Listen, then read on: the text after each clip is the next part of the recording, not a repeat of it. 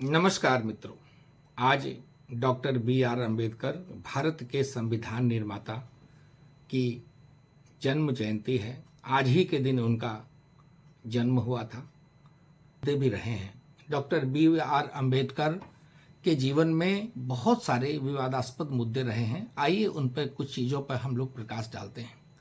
इनमें सबसे प्रमुख है उनका बौद्ध धर्म में अपनी धर्म का, हिंदू धर्म का परिवर्तन करना, जाति व्यवस्था और गांधी जी के साथ उनके मतभेद तो जग जाहिर हैं।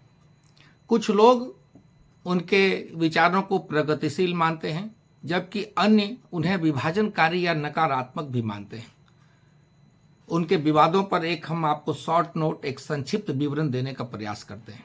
सबसे पहला पॉइंट आता है बौद्ध धर्म।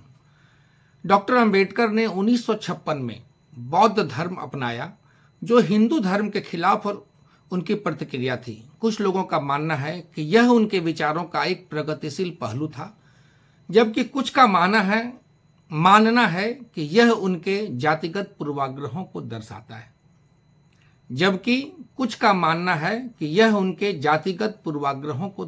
है। जाति व्यवस्था पर जब हम बात करेंगे तो अंबेडकर जाति व्यवस्था के बहुत बड़े आलोचक थे। उन्होंने इसे भारतीय समाज की सबसे बड़ी समस्या के रूप में देखा। उन्होंने दलितों के अधिकारों के लिए आवाज उठाई और आरक्षण जैसी नीतियों का पुरजोर समर्थन किया। कुछ लोगों का यह भी मानना है कि उनके विचार जातिगत पूर्वाग्रहों को बढ़ावा देते हैं, जबकि कुछ का मानना है कि वे जातिवाद के खिलाफ एक मजबूत आवाज हैं। गांधी जी से मतभेद, यह भी एक बहुत बड़े विवाद का विषय है उनके लिए।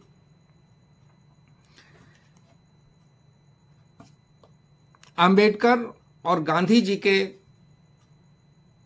बीच कई